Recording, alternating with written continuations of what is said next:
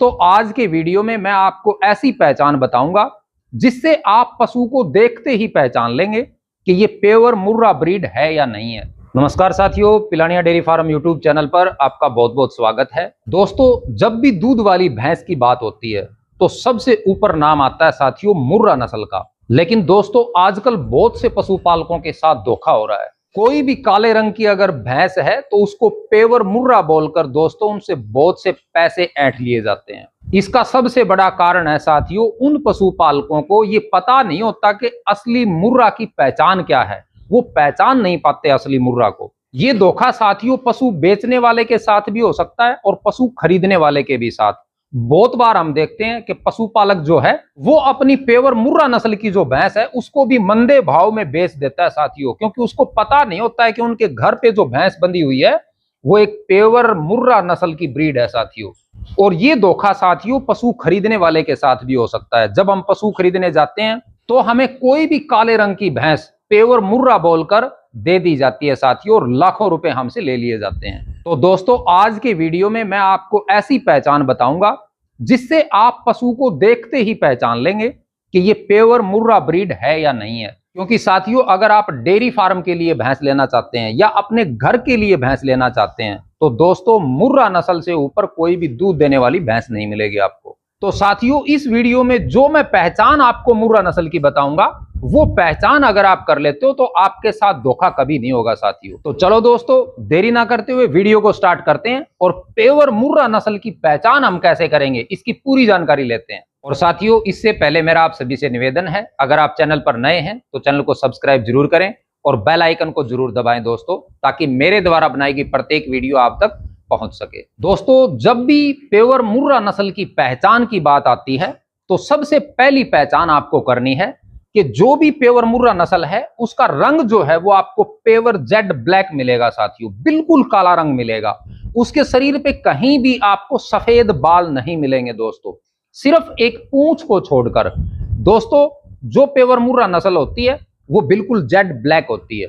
हाँ इसके पूंछ की जो कंडीशन है वो अलग होती है साथियों। मुर्रा जो ब्रीड है उसकी पूंछ के अंदर जो नीचे का भाग होता है, ये देखो आप, ये जो नीचे का भाग है इसके अंदर जो हड्डी है ये हड्डी लगभग 6 इंच तक सफेद हो सकती है साथियों। पेवर मुर्रा नस्ल जो है उसके अंदर भी ये हड्डी 6 इंच तक सफेद हो सकती है।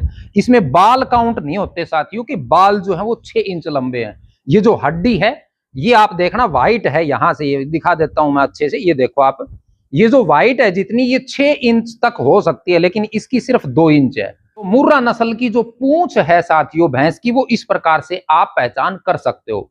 दूसरी और सबसे बड़ी पहचान होती है साथियों पेवर मुर्रा नस्ल की, उसकी जो चमड़ी है वो बिल्कुल कागज जैसी पतली मिलेगी साथियों आपको। इसके अंदर आपको नसें भी दिखाई देंगी। जो पेवर मुर्रा होती है उसकी पतली चमड़ी होती है बिल्कुल और चमकदार मिलेगी आपको। चमड़ी जो है वो चमकदार मिलेगी बिल्कुल, और बिल्कुल पतली चमड़ी है, देखो यहां से भी आप पकड़ सकते हो, बिल्कुल पतली चमड़ी मिलेगी आपको। ये पहचान सबसे सॉलिड है साथियों। जितनी पतली चमड़ी की भैंस आपको मिल जाएगी साथियों वो दूध में आपको कभी धोखा नहीं देगी। इसके बाद बात करते हैं साथियों हम तीसरी पहचान की। लेकिन ये जो पहचान है साथियों काफी बार इसमें पशुपालकों को दिक्कत आ जाती है और वो है साथियों सींग की बनावट। मुर्रा जो पेवर नस्ल है उसकी सींग की जो बनावट है वो आपको जलेबी जैसी मिलेगी। ये देखो बिल्कुल गोल मिलेगा, घुमावदार मिलेगा सींग। और इसकी एक खास बात और होती है साथियों, मैं बताता हूं आपको। ये जो सींग है मुर्रा नस्ल का जो सींग है वो एक तो ऐसे सीधा नहीं जाएगा और एक सीधा ऊपर की तरफ नहीं जाएगा, ये घुमावदार होना चाहिए। लेकिन काफी बार हमें क्या समस्या आती है कि पशु की एज ज्यादा है, मान लिया वो 6-7 बार बच्चे दे चुका है तो सींग साथियों बड़ा हुआ भी मिल सकता है आपको, बड़ा सींग भी मिल सकता है, लेकिन वो घुमावदार होना चाहिए। अगली जो पहचान है साथियों वो हम करेंगे बुफेलो के माथे से। ये जो है इसका, ये देखो आप, ये बिल्कुल छोटा होता है और ये उभरा हुआ नहीं मिलेगा आपको ऊपर की तरफ, यानी जो सींग है उनके नीचे दबा हुआ मिलेगा आपको। ये बिल्कुल छोटा मिलेगा माथा, उभरा हुआ नहीं मिलेगा, ये चपटा मिलेगा आपको बिल्कुल प्लेन। एक साथियों आप मुर्रा नस्ल की खास पहचान और भी देख सकते हो।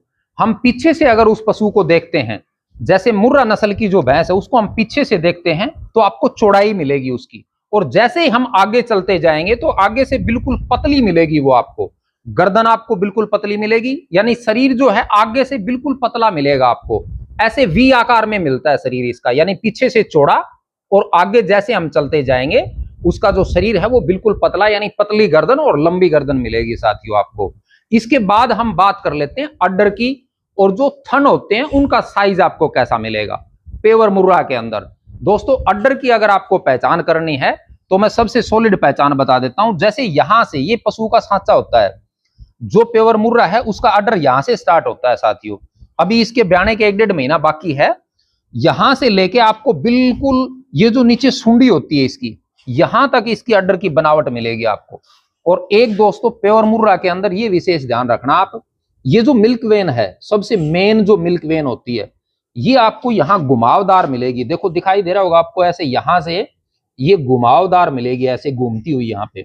और जब जैसे दोस्तों ये बच्चा देगी ना, दूध का जब प्रेशर होगा तो इसके घुमावदार ये बहुत मोटी दिखाई देने लग जाती है, तो आप ऐसे भी पहचान कर सकते हो। और दोस्तों अगर हम बात करें थनों की, तो थनों का जो डिजाइन है साथियों, थन जो है वो चारों कोने पे अलग अलग होने चाहिए, यानी इनके बीच में गैप होना बहुत जरूरी है अगर पेवर मुर्रा है तो।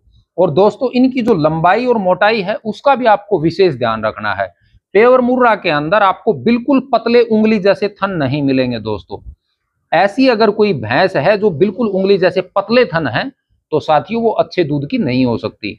इसलिए आपको ध्यान रखना है, जैसे हम ऐसे थन को पकड़ते हैं तो इसको मुठिया थन बोलते हैं, यानी इससे लगभग थोड़ा नीचे होना चाहिए थन। तो ये आप थनों का विशेष ध्यान रखें, बिल्कुल पतले थन ना हो और बिल्कुल छोटे थन भी ना हो। इस टाइप से अगर आप पहचान कर लेते हो दोस्तों, तो आप एक पेवर मुर्रा नस्ल की ब्रीड जो है वो खरीद सकते हो।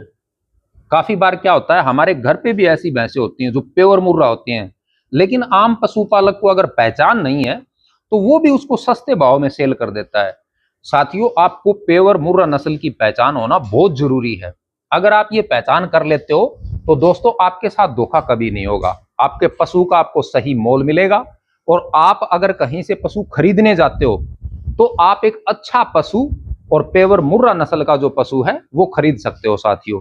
अब दोस्तों ये जो पहचान है ये आप कटड़ी में भी कर सकते हो, लेकिन कई बार क्या होता है, जो 6 महीने तक का बच्चा होता है, यानी अगर हम उसकी पहचान करना चाहें तो बड़ा मुश्किल होता है दोस्तों। लेकिन उसकी मैं 2-3 पहचान आपको बता देता हूं। छोटा जो काफ होता है दोस्तों, उसके अंदर अगर आपको प्योरिटी का पता करना है कि भी ये प्योर मुर्रा है या नहीं है, तो दोस्तों आप एक तो उसकी गर्दन से पहचान करें। जो छोटा काफ होता है या 6 महीने से बड़ी कटड़ी है, उसकी गर्दन आपको बिल्कुल पतली और लंबी मिलेगी दोस्तों। उसके अंदर हम सींग से कोई आंकलन नहीं कर सकते दोस्तों, क्योंकि 6 महीने तक के बच्चे का सींग बिल्कुल छोटा होता है। अगर ज्यादा जानकार है तो वो आइडिया थोड़ा लगा सकता है कि इसका सींग घुमावदार बनेगा या नहीं बनेगा, वो आप सिचुएशन मौके की देख के आप कंफर्म कर सकते हो उससे। दूसरा दोस्तों हम उसके कलर से और उसकी जो पूंछ है उसकी लंबाई से हम आइडिया लगा सकते हैं। मुर्रा नस्ल जो है साथियों, उसकी पूंछ जो है वो लंबाई भी आपको अच्छी खासी मिलेगी और पूंछ पतली भी मिलेगी। यही सिचुएशन आप काफ के अंदर भी देख सकते हो। काफ की पूंछ अगर जेड ब्लैक है या 2 इंच तक सफेद है नीचे से तो कोई दिक्कत नहीं है। अगर 2 इंच से ज्यादा, 2 इंच लगभग इतना, अगर इससे ज्यादा व्हाइट है तो वो प्योर ब्रीड नहीं है दोस्तों, क्योंकि काफ जैसे बड़ा होगा उसकी पूंछ बढ़ेगी और वो 6 इंच से ज्यादा चली जाएगी व्हाइट। और साथियों अगर आप पशुपालन करना चाहते हो या डेयरी फार्म करना चाहते हो तो इन बातों का आपको विशेष पता होना चाहिए दोस्तों, क्योंकि अगर हमें अच्छी ब्रीड का पता नहीं है तो हम एक कामयाब डेयरी फार्म नहीं कर सकते। तो दोस्तों आज मेरे द्वारा दी गई जानकारी आपको कैसी लगी? अगर वीडियो अच्छा लगा तो इसको लाइक जरूर करना और अपने पशुपालक साथियों के साथ शेयर करना ताकि उनके साथ कभी धोखा ना हो। और दोस्तों इस वीडियो से रिलेटेड अगर आपका कोई भी सवाल है तो आप कमेंट सेक्शन में जरूर बताना। मिलते हैं किसी अगले वीडियो में, तब तक अपना और अपने पशुओं का ख्याल रखना। आज का वीडियो पूरा देखने के लिए आप सभी का बहुत बहुत धन्यवाद।